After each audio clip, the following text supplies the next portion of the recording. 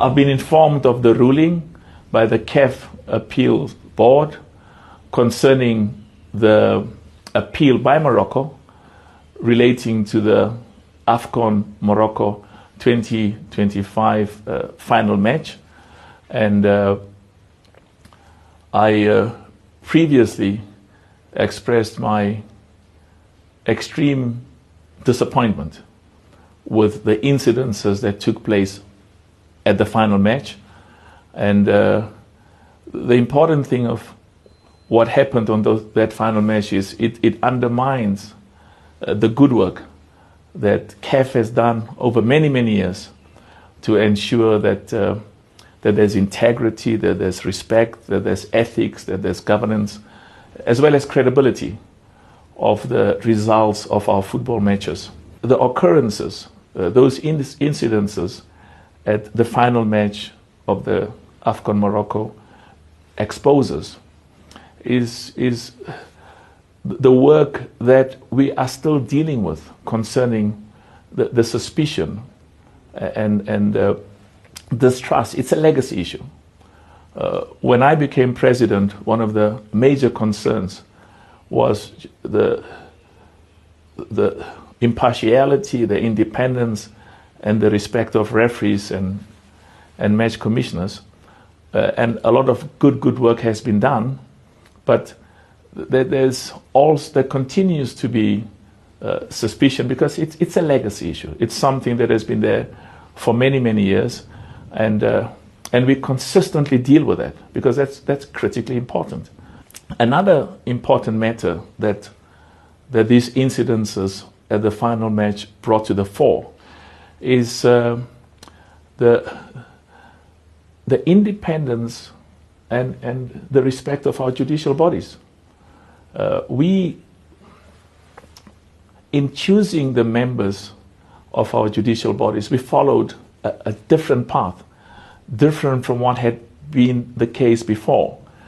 We invited each member association and we invited every zone, the 6 regional areas or the 6 zones in CAF, to give us names of respected judges and respected lawyers, because it is important that the decisions of our disciplinary board, the CAF disciplinary board, and the decisions of the CAF Appeals Board is viewed with the respect and integrity that's very important to us. So if you look at the composition of those bodies, they reflect some of the most respected lawyers and judges on the continent. And but we will still have to deal with this, with the perceptions and the concerns about the integrity. It's an ongoing issue. We are very clear at CAF that we are enormously committed to ensure that not only in terms of what we do, because we've implemented best practices. We've identified judges and lawyers from every region, from every zone, from the 54 countries in Africa, to make sure that these are people who have integrity and have a track record, and partly the independence is reflected by the decisions that were taken by the 2 bodies. The CAF disciplinary board took one decision. The CAF Appeals Board took a totally different position.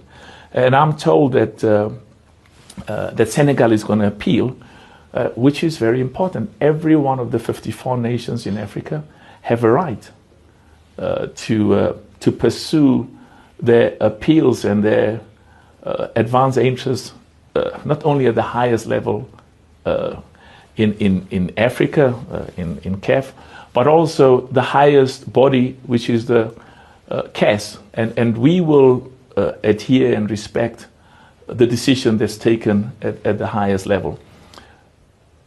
A critical factor is that not a single country in Africa will be treated in a manner that is more preferential or more advantageous or more favorable than any other country on the African continent. We take what has happened at the final match in Morocco during the AFCON, the Total Energies CAF Morocco 2025. We take it very, very seriously.